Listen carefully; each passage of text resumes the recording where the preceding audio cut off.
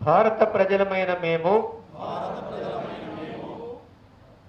భారతదేశాన్ని సర్వసత్తాక సామ్యవాద లౌకిక ప్రజాస్వామ్య గణతంత్ర రాజ్యంగా నిర్మించుకోవడానికి పౌరులందరికీ సాంఘిక ఆర్థిక రాజకీయ న్యాయాన్ని ఆలోచన భావ ప్రకటన విశ్వాసం ధర్మం ఆరాధనల స్వాతంత్ర్యాన్ని అంతస్తుల్లోనూ అవకాశాల్లోనూ సమానత్వాన్ని చేకూర్చడానికి వారందరిలో వ్యక్తిత్వ గౌరవాన్ని జాతీయ సమైక్యతను సంరక్షిస్తూ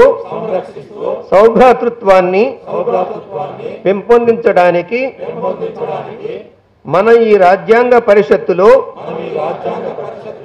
1949 నవంబర్ 26వ తేదీన